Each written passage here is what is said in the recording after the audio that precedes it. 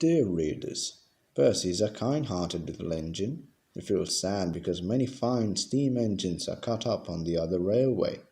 BR. Percy's ideas, however, though natural for an engine, are a little muddled. British Railways officials are not cruel. They are sad to lose faithful steam friends and glad to help engines to go to places like the Bluebell Railway at Sheffield Park in Sussex, where they can be cared for and useful and safe. The author.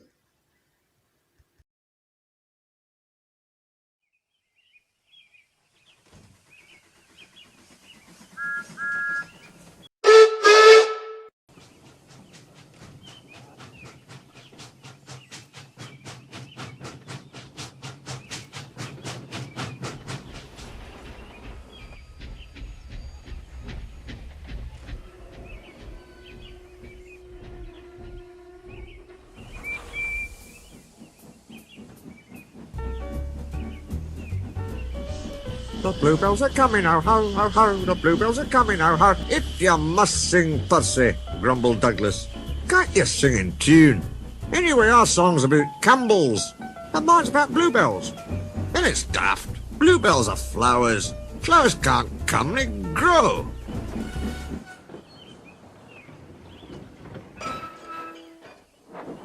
My song isn't daft. Percy was indignant.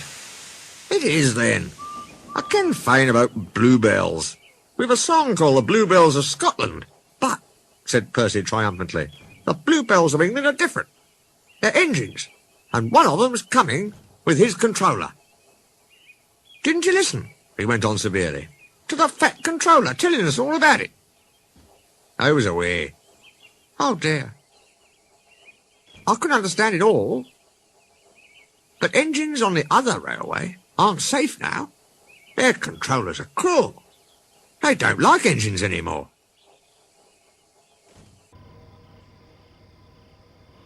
They put them on cold, damp sidings. And then...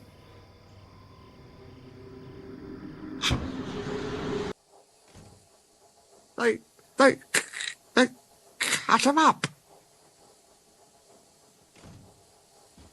You're right there, agreed Douglas. If I hadn't escaped, I'd have been cut up too.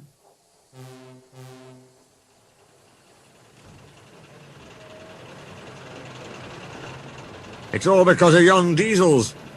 They're all devils, he added fiercely. Fair play, Douglas, reminded Percy. Some are nice. Look at Rusty and Daisy. Maybe so, answered Douglas. But I'd never trust one myself. But what I cannot understand is all your blether about bluebells. Well, the bluebells are kind people who want to save engines. They've made a place in England called the Bluebell Railway. Engines can escape there and be safe. Like me winning away here. Yes, Percy went on, just like that. If they're old or ill, a fitter makes them well. They can have their own special colours. All the coal and water they need, and pull trains too. That's braw hearing, said Douglas with feeling. The fat controller says Stepney was the first engine to escape there, so he's asked him to visit us and bring his controller.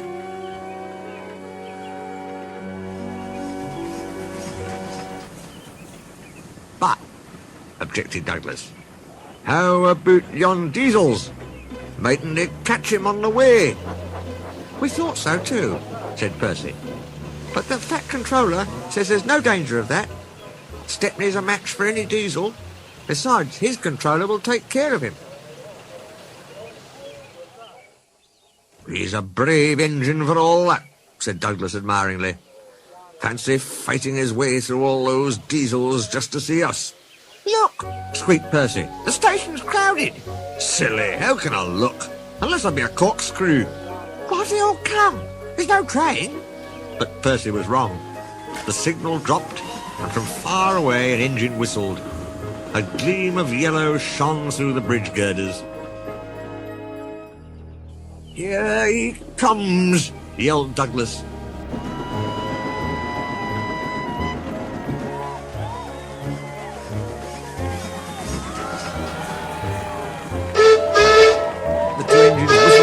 gravely and welcomed. As with passengers and people waving and cheering, he puffed proudly through the junction on the last stage of his long journey.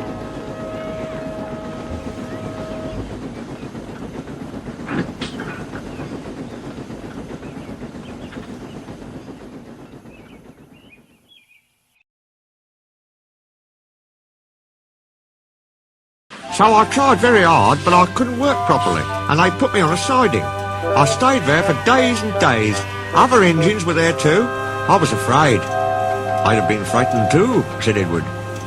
But then some workmen came, they mended me, and even gave me a coat of paint. I couldn't understand it till my driver came. He was very pleased.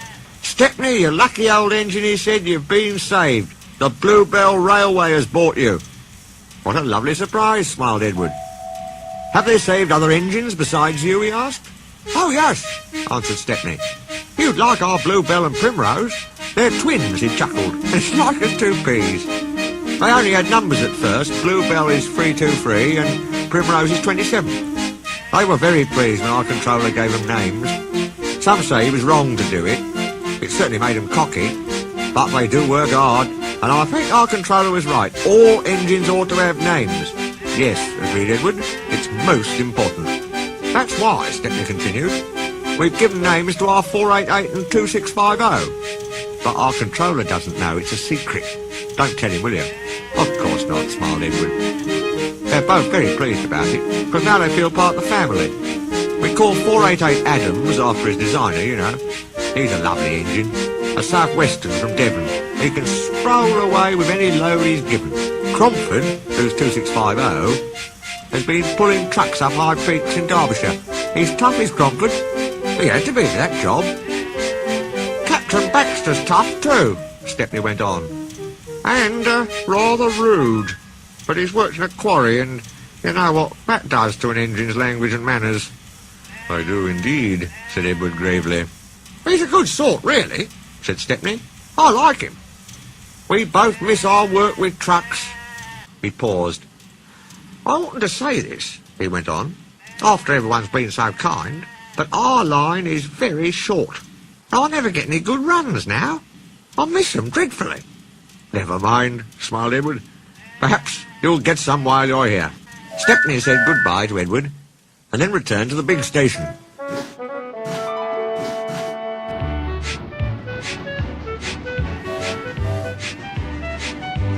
There he helped Duck shunt the yard. They were soon great friends and enjoyed their afternoon together.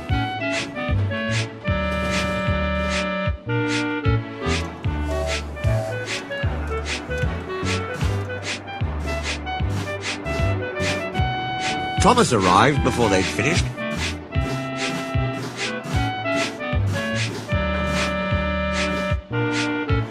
And stayed till it was time for his last branch line train. But that train's tail lamps were hardly out of sight when the two engines heard a commotion at the station. Hello, said Duck. I wonder what's up. Presently the night duty shunter came hurrying to the shed. The bell in the cabin on the branch line rang once, then 5, pause 5. That means shunt to allow following train to pass. The signalman was puzzled. He telephoned control. Oh, special is it? Ah, I see. Thomas and his passengers grumbled at being delayed, but there was no help for it. Soon they heard an unfamiliar puffing. Express headlamps swayed and twinkled. Then Stepney, pulling one coach, loomed in the He slowed to exchange tablets, whistled a greeting, then gathered speed into the night. Well, bust my boiler, said Thomas the tank engine. Shunted, fumed Thomas next morning. On my own branch too. It's a disgrace. I'm sorry, said Stepney. I was a special, he explained. Why? An important passenger came after you'd gone. He said he must get home and ordered a special. Duck kindly let me take it. We had a splendid run. No record breaking, of course, but... Ah, well, said Thomas modestly.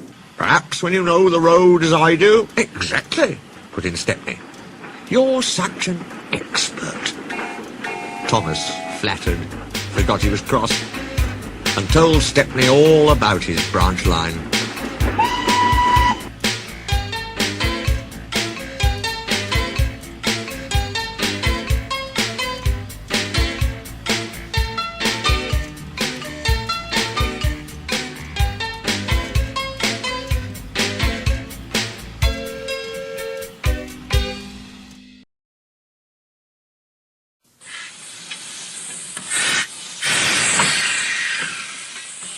Train stops play.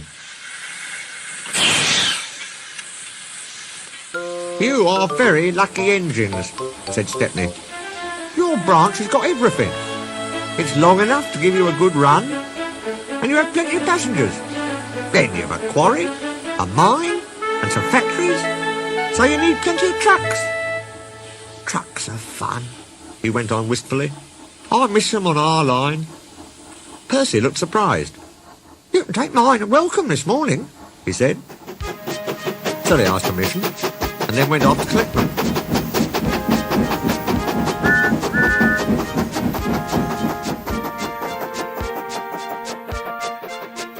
Toby and Thomas gaped in wonderment. Stepney took his trucks to the harbour, picked up a load of empties and started back.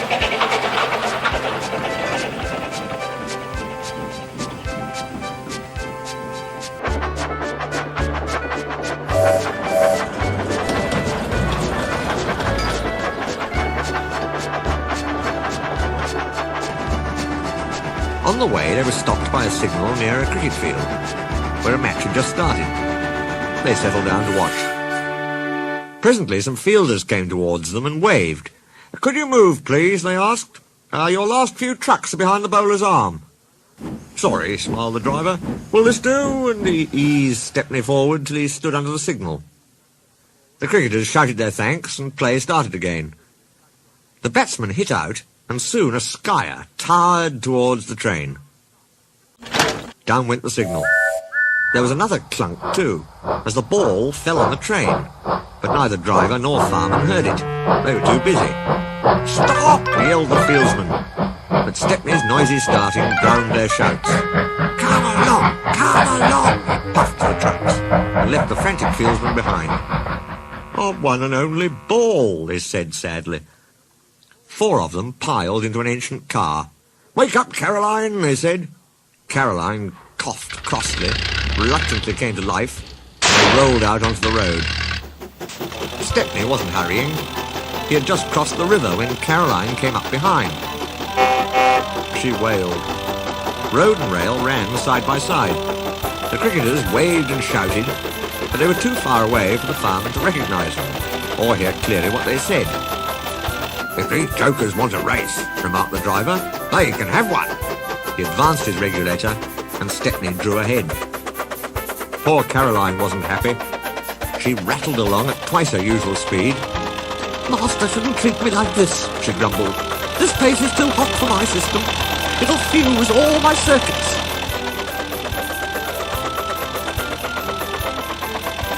"Hurrah!" she exclaimed. "That silly train has run into a hole, so we can't catch it. Now Master will have to be sensible and go home." But Master didn't go home. Caroline nearly boiled with fury when he made her climb a steep hill and run down to the station on the other side. Caroline arrived just as Stepney had shunted the trucks. His crew were going off duty. The cricketers explained what had happened. The driver and fireman were surprised. "Did you say the 3rd truck from the van?" they asked. They all went and looked. The ball was there, nestling under some straw. "Oh, we're very sorry," the driver said. "Never mind, you couldn't help it. Now we must get back quickly." "That's just it," said the driver. "You'll never be quick in Caroline. She looks worn out." "Wait a minute," he went on. "I've got a plan." The driver spoke to the station master and signalman. Then they rolled Caroline onto a flat truck and coupled a brake van behind. The cricketers got in, and Stepney pulled the train. They reached the field in no time. Stepney watched from a siding while driver, fireman and guard sat in the pavilion. There were no more lost balls, and the game was played to an exciting finish. Even Caroline was pleased. She doesn't think trains silly now. They have no use horses, she says. They can save the wear on a poor car's wheels.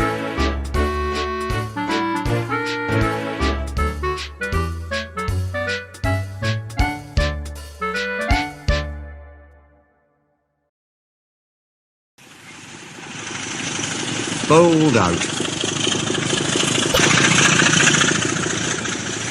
The big diesel surveyed the shed. Not bad, he said. I've seen worse. At least you're all clean.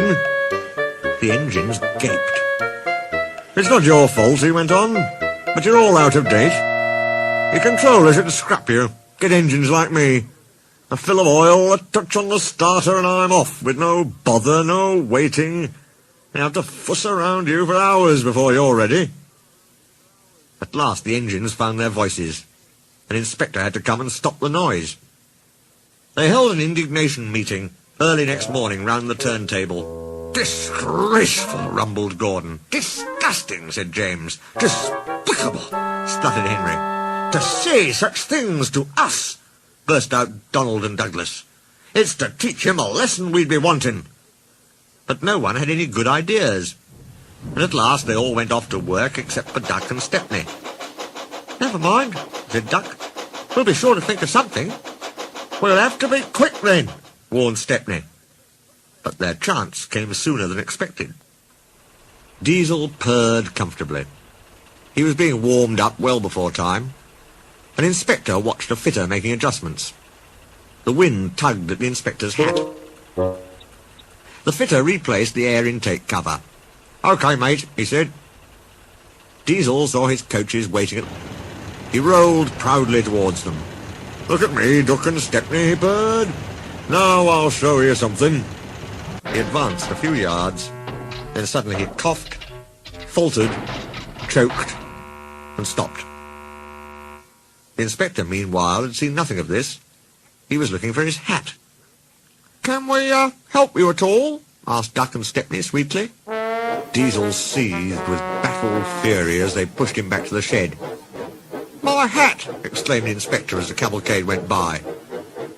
"Bother your hat," said the fat controller crossly. "The train's due out in 10 minutes, and you'll have to take it, Duck." Duck looked doubtful. But when Stepney asked, "Can I help him, sir?" he felt better. The fat controller was pleased, too, and hurried away almost cheerfully to make the arrangements. The engines and their crews made careful plans.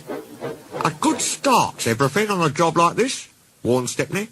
So as they backed down, they dropped sand on the rails, rolling it firm with their wheels. Both controllers were there to see them off. "Gordon will take over from halfway," said the fat controller. "So get the train there. Never mind about being late.